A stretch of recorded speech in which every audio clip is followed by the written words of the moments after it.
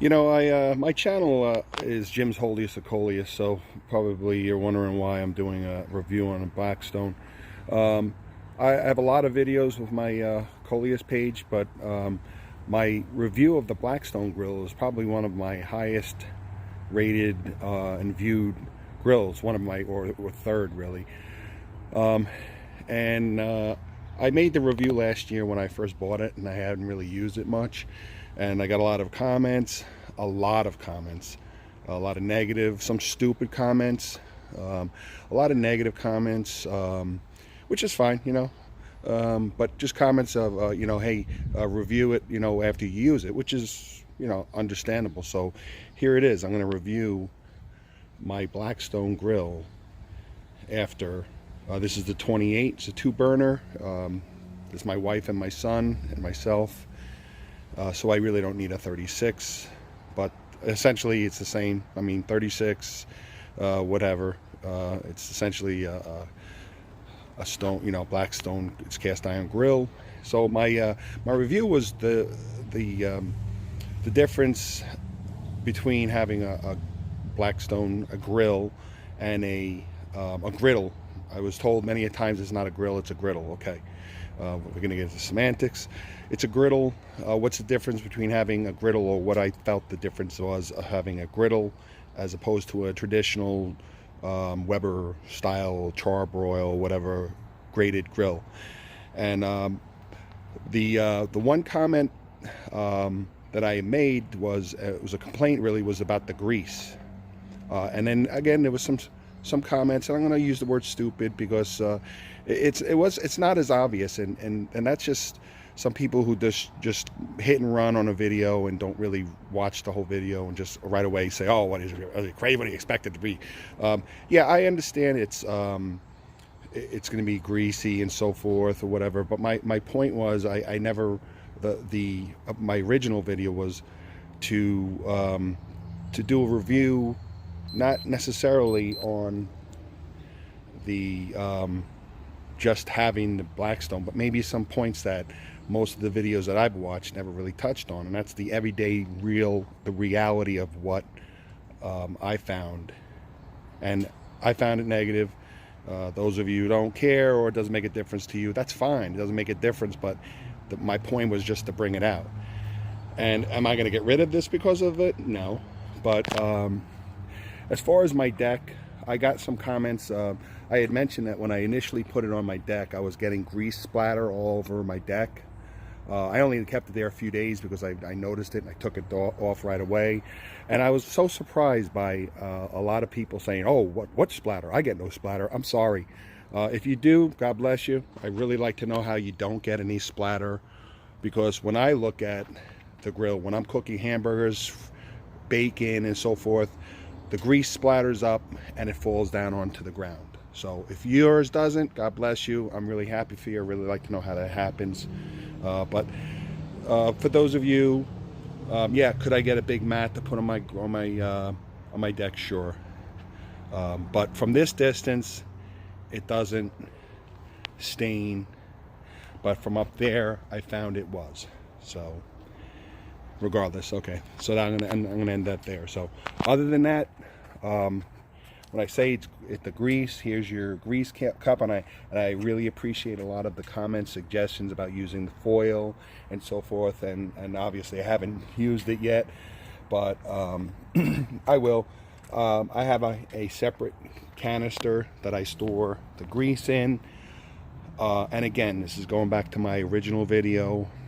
The purpose of my original video was, from the videos that I've watched, it was never addressed. These are the little things that you have to look at, the difference between a griddle and a regular grill. When you use a regular grill, you don't have this. You don't have the grease cleanup, period. You don't have to clean it up with the water and the at the end when you're done, you have to do the cleanup with the water and so forth, and it does a spectacular job. But you have the grease storage. Now, my purpose of my video wasn't whether or not it was a big deal. That's a relative. To some people, it's not a big deal. To other people, it is. Am I losing sleep over it? No. And that is not what my original purpose of was. It was for those who maybe who are looking to buy this griddle.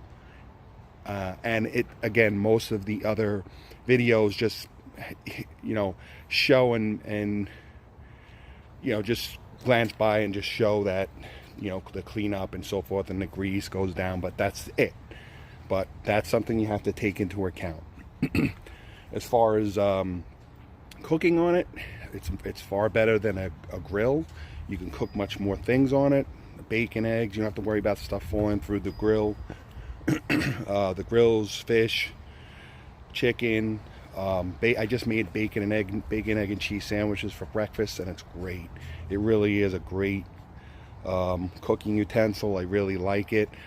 The only thing I miss about my quote grill is the grill marks, and that's such a you know, to me that's a, you know, is that a seller on me switching back to a grill? No, I'm going to keep my Blackstone. I really like it, and it's so easy to clean up.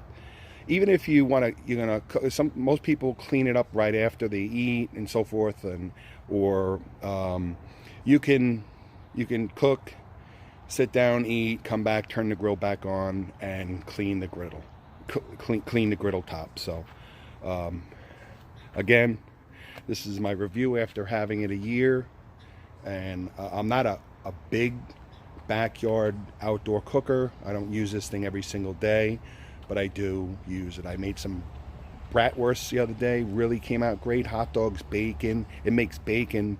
It's just so much easier to make bacon out here than in the house.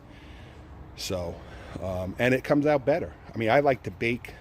Most of the time, if I do make bacon in the winter and stuff, when it's 0 degrees out here, I'll bake it in the oven.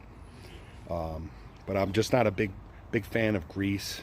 So, so when I mentioned in the first video that it's not, quote, the healthiest compared to a grill where the grease would drop down and you're not, you know, here you're cooking burgers and bacon and stuff and everything's sort of sitting in the fat, the oils and so forth. So that was something that maybe in other videos it showed, it's obvious, it's in front of you. You have to be, what do you have to be, pretty crazy, or how can you not realize that? It was just not mentioned. So I'm just bringing that out to those who maybe it's not obvious. So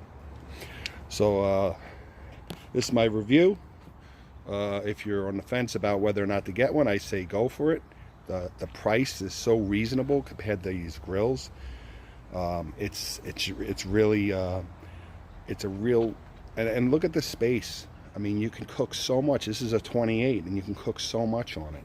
So imagine what you could do with a 36 if you have a big family or a big get-together. So so I hope this helps out.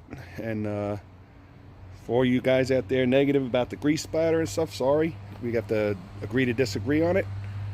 And I'd love for you to post a comment on how you keep, when you cook bacon and sausage and burgers and stuff, how you keep the splatter from going up and down onto the ground around the perimeter of your grill. Okay, thank you for watching, everybody. I hope you enjoy this informative, real-world review of the Blackstone 28 griddle.